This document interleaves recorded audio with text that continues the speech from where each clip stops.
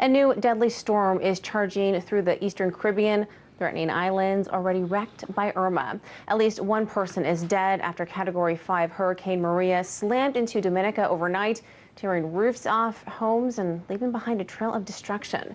Officials said the storm killed one person on Guadalupe, a French territory where the storm has yet to make landfall. The National Hurricane Center says Maria is expected to remain an extremely dangerous Category 4 or 5. Forecasters say it'll approach the Virgin Islands tonight before slamming directly into Puerto Rico on Wednesday. And for more, we go live now to RT's Marina Portanaya in Miami. So, Marina, let's begin with Dominica. The Prime Minister of the Caribbean island nation says that Hurricane Maria inflicted mind-boggling damage. What exactly does that mean? Well, Maria is the first Category 5 hurricane to make landfall on Dominica. It hit the island with maximum sustained winds of nearly 160 miles per hour, ripping roofs off of buildings and homes, including the official residence of Dominica's Prime Minister, Roosevelt Skerrit. In a series of dire Facebook posts, Prime Minister Skerrit called Maria's winds merciless, noting he personally needed to be rescued from the hurricane, which he says inflicted widespread devastation on the island. Dominica's PM says the roofs of almost every person he spoke to or made contact with were swept away.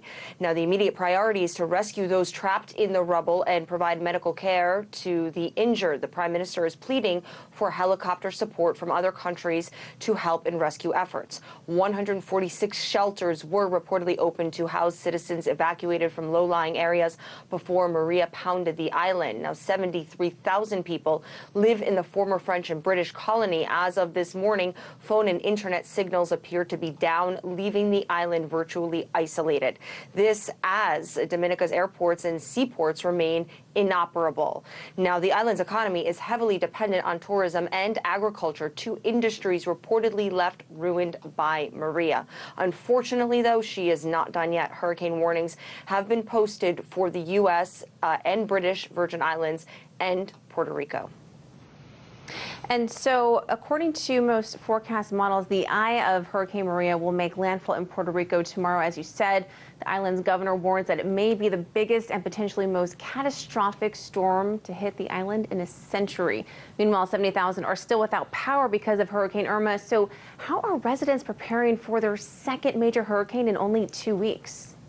Well, most are just hoping for the best, but are bracing for the worst. Residents have been stocking up on gas, water, fuel, and wood boards to protect their homes. Puerto Rico's Governor Ricardo Rossello said the storm will be violent. A lot of infrastructure will be lost and communications will likely be affected.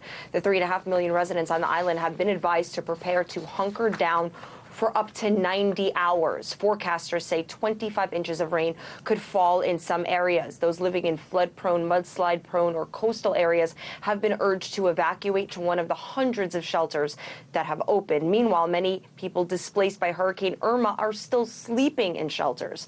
The San Juan airport is closing at 7 p.m. this evening, and once winds reach 50 miles per hour, first responders won't be able to help or respond to anybody. Some Puerto Rico residents seemed to be on edge Monday as Maria was moving closer.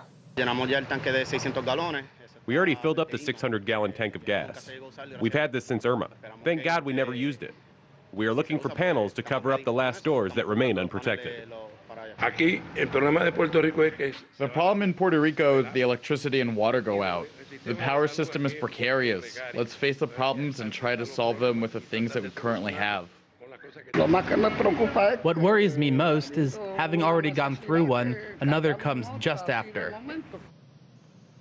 At 2:15 p.m., the National Hurricane Center said Maria's winds strengthened to 165 miles per hour. That would make it a Category 4 or 5 hurricane, the first to hit Puerto Rico in 85 years. Incredible. Marina Portanaya reporting from our Miami studio. Thank you.